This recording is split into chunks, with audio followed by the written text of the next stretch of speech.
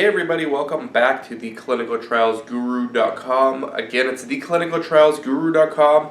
Thank you very much for watching. Make sure you subscribe. Make sure you follow me everywhere. You know the drill. If you're brand new, welcome. Thank you. And if you're not, thank you as well. The way it works is you send me questions. I'll reply to everybody. But then if I think it's important, if I think that it'll be a good video, or just a good topic to discuss later, perhaps make a webinar about it, I'll do a video, or I'll create some content around that topic to help you out, okay? So, and to help other people out. So today's question is related to SMOs and CROs.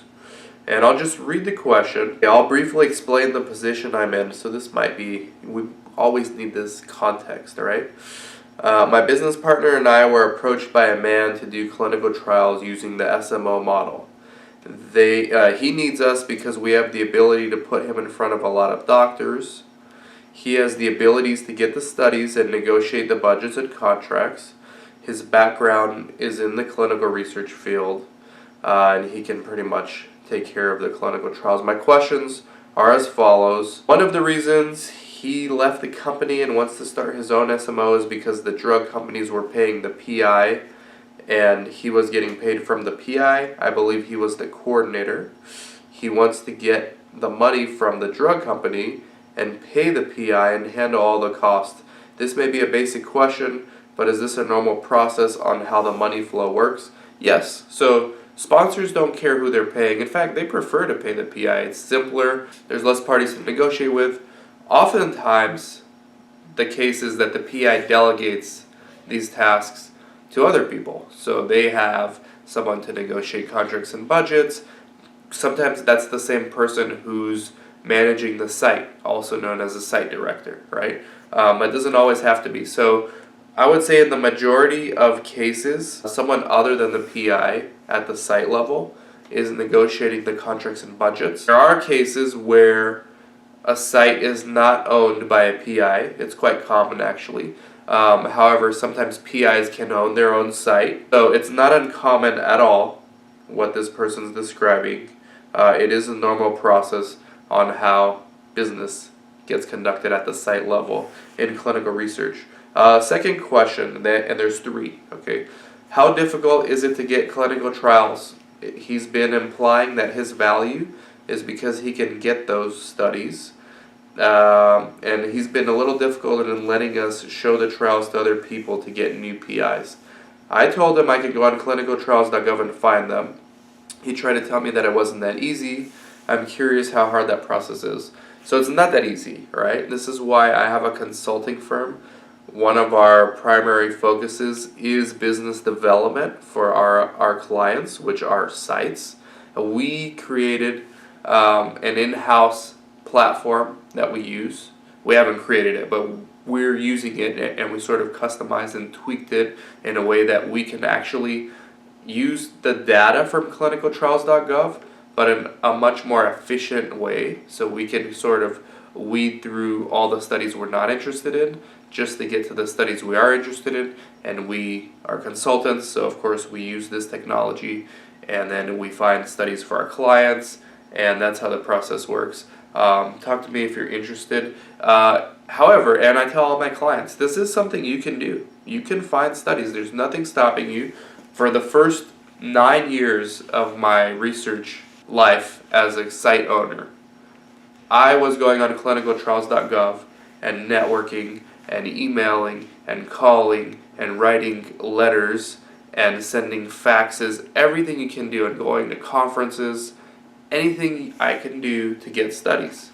And we still do a good amount of that. I have a whole team now behind me in place to do that. And of course, as technologies evolve, you can start leveraging some of these technologies to your advantage, which is exactly what we've done. But anyone can do this, right? You can still go on clinicaltrials.gov, find studies.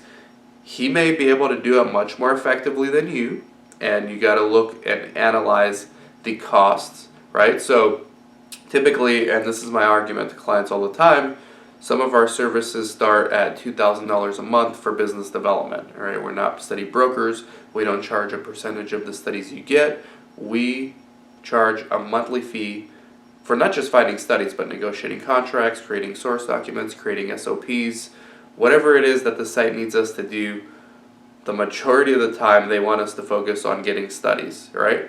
If you can hire someone for less than $2,000 a month to get studies for you and be effective at that, then obviously you should go with that person. But in most cases, you can't. A good biz dev person, if they're going to work full time for you, they're going to charge $60K a year, maybe more. And then you can have them do other things such as quality assurance, and you can teach them how to do startup regulatory, and then their salary is going to keep increasing, right? This is why we leverage what we do, and we try to price it competitively for you guys. So find out what he's charging, or if he wants to partner with you. I don't understand exactly what he wants you to do, but find out how much he charges, right? Third question, you mentioned in one of your videos that you don't like the SMO model. I tried to find more on that, but couldn't. Can you let me know why you feel that way? So it's not that I don't like the SMO model. Sponsors have been shying away from using the SMO model. There's nothing wrong, in my opinion, with the SMO model. In fact, some would argue that the way I manage my sites, we have dozens of sites now, the way I manage my sites is using an SMO model. I would argue it's a hybrid of an SMO and a dozen independently owned research sites across the country, right? Tomato, who cares?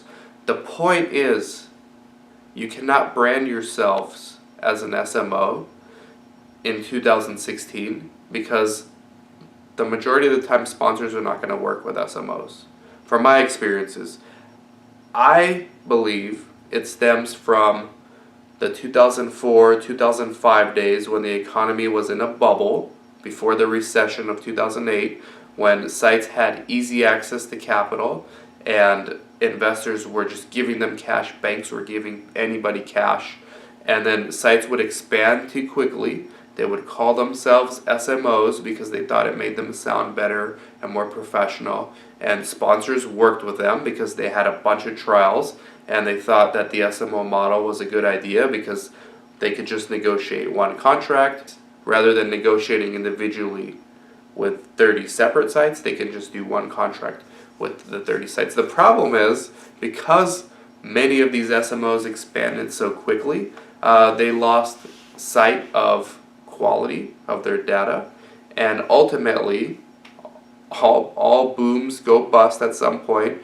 All bubbles burst. The SMO bubble, if you will, burst, and burst right around the recession time when everyone was cutting back in every industry.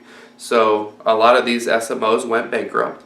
A lot of these SMOs got audited, and the FDA had numerous findings. All right, you can Google all this stuff, guys. So this is why on every feasibility survey, sponsors ask, is your site affiliated with an SMO?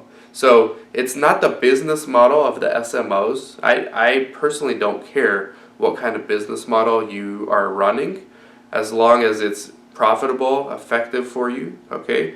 And SMOs, there was nothing wrong with their business model. The problem is the perception that they created. And now anyone who calls themselves an SMO, they might not know all this history.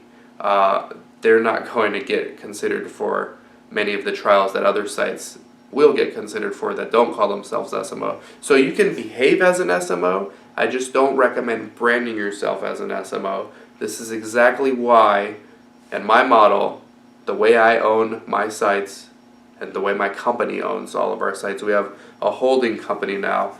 We share a lot of the best practices from the SMOs as far as negotiating contracts. However, we treat every site that we own separate.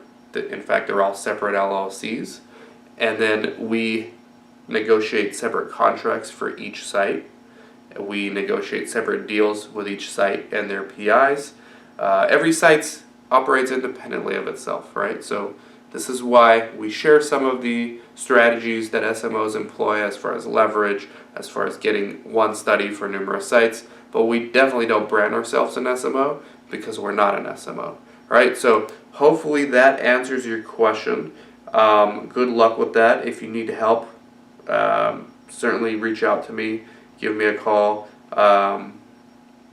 Studies, if you need help getting studies or creating SOPs or source docs or all that stuff, just reach out to me and we'll see if we can actually do something as far as consulting with you guys. All right? Thank you guys for watching. Hopefully this helps answer some of your questions. Dan at theclinicaltrialsguru.com. Take care.